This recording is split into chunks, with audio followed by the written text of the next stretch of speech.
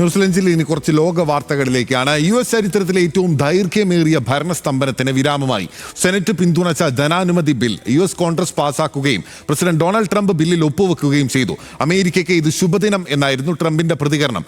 ആദ്യ ട്രംപ് ഭരണത്തിലും സമാനമായ രീതിയിൽ ഭരണസ്തംഭനം ഉണ്ടായിരുന്നു. എന്നാൽ ഇത്രയും നാൾ നീണ്ടുപോയിരുന്നില്ല.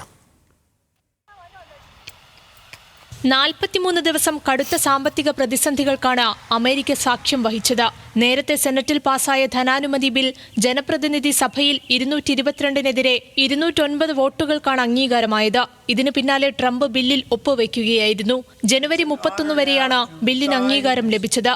അമേരിക്കയ്ക്ക് ഇത് നല്ല ദിവസമെന്നായിരുന്നു ട്രംപിന്റെ ആദ്യ പ്രതികരണം.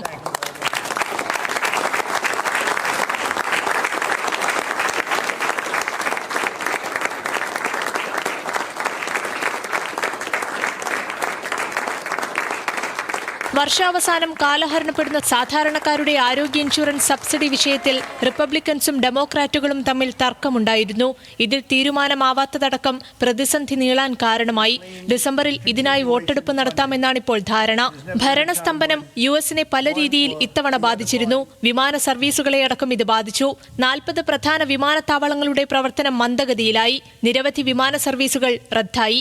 എയർ ട്രാഫിക് കൺട്രോൾ സംവിധാനത്തിൽ ജീവനക്കാർ ശമ്പളമില്ലാതെ ജോലി ചെയ്യേണ്ടി വന്നു. പാവപ്പെട്ട കുടുംബങ്ങൾക്കായി നൽകുന്ന ഭക്ഷ്യവസ്തുക്കളുടെ വിതരണത്തിലും പ്രശ്നം നേരിട്ടു. ദേശീയോദ്യാനങ്ങളും പാർക്കുകളും പൂട്ടി. ഏകദേശം 1.4 ദശലക്ഷം ഫെഡറൽ ജീവനക്കാർ ശമ്പളമില്ലാതെ അവധിയിലോ ശമ്പളമില്ലാതെ ജോലി ചെയ്യുകയോ ചെയ്തു.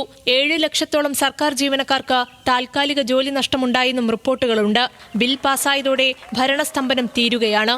എന്നാൽ അമേരിക്കയുടെ ആരോഗ്യ സംരക്ഷണ പ്രതിസന്ധി പരിഹരിക്കുന്നതിന് കാര്യമായ ഒന്നും ചെയ്യാതെ പാക്കേജ് പരാജയപ്പെടുന്നുവെന്ന വിമർശനം മുതിർന്ന ഡെമോക്രാറ്റ് നേതാവ് ചക്ക് ഷൂമർ അടക്കമുള്ള മുതിർന്ന സെനറ്റർമാർ ഉന്നയിച്ചിട്ടുമുണ്ട്. News desk, news Malayalam.